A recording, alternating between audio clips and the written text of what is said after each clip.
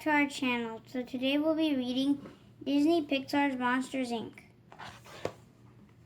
Adapted by Andrea Posner-Sanchez, illustrated by the Disney Storybook artists. Monsters of all shapes and sizes lived in Monstropolis. The monsters kept their town running by sneaking into human world and collecting screams from human children. Those screams were turned into energy. Monstropolis was in the middle of an energy shortage. It was getting harder to scare children.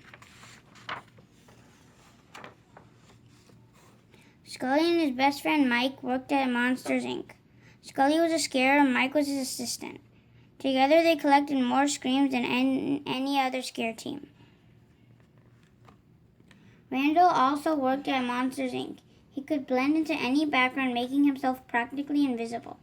Randall was the second best scarer at Monsters, Inc. He's always trying sneaky things to gather more screams than Scully.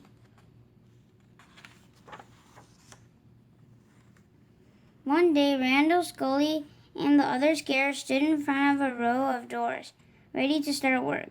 Each door would lead them to a different child's bedroom in the human world. May the best monster win, Scully said to Randall. I plan to, Randall snarled back. Randall worked fast and scared lots of children behind lots of doors. But when Scully scared all the kids at a slumber party, he set a new scare record. Everybody congratulated him except Randall. A scarer named George returned from a child's room with a sock stuck to his fur. Within seconds, special agents from the Child Detection Agency, known as the CDA, burst in and gave George a good cleaning. Monsters thought children and their things were toxic.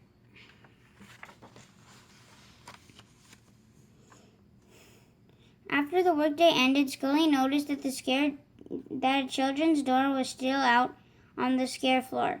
He peeked inside but didn't see anyone. As Scully closed the door and started to walk away, he heard a voice. Kitty! A little girl was holding onto his tail. She wasn't scared of him, but he was terrified of her. Scully panicked. He tried to get the girl back into her room, but she wanted to play. Scully finally managed to hide her in a duffel bag just as Randall walked by. Phew, no one could know about the little girl. Human kids were not allowed in Monstropolis.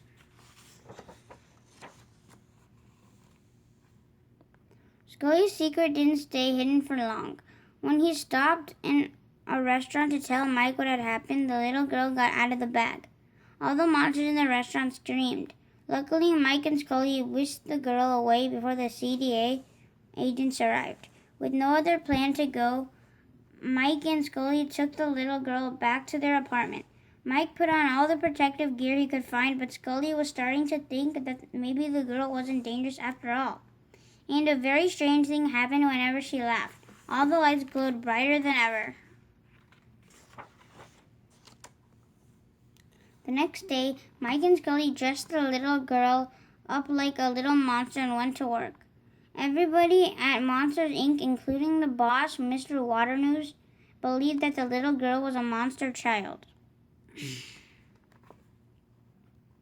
Mike and Scully heard Randall and his assistant talking about the human girl. They had realized that Randall was the one who had brought her to Monstropolis.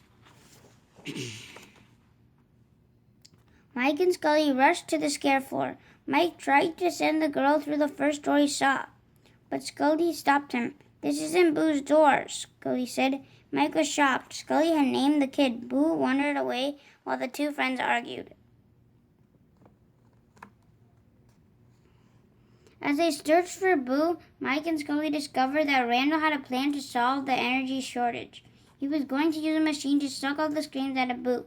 Scully ran to Mr. Waternose what Randall was up to, but Mr. Waternose took Boo and pushed Mike and Scully through a one-way door to the human world. Waternose was on Randall's wicked scheme.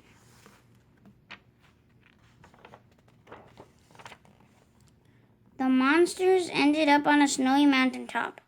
Mike was furious with Scully for getting them banished to the human world.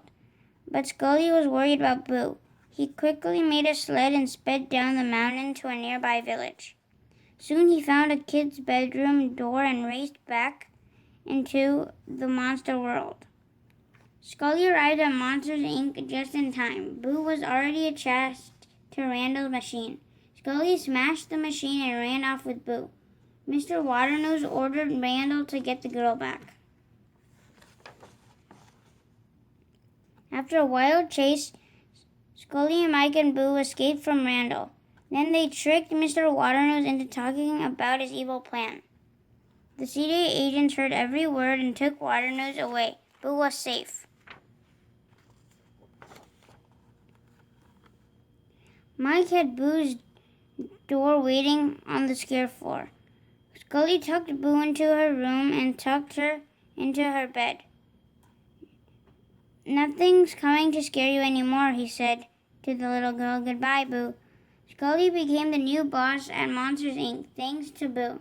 He had discovered that children's laughs created even more energy than their screams. Instead of scaring kids, the monsters showed up in their bedrooms and told them jokes. Mike quickly became one of the company's top laugh collectors. The monsters were happy because their city had all the energy it needed. The children were happy because they weren't being scared at night anymore. And Scully was happy because he could visit Boo whenever he liked. The end. Thank you for watching. Hope you guys enjoyed Disney Pixar's Monsters, Inc. And stay tuned for another book read coming soon. Take care. God bless. Bye. Bye.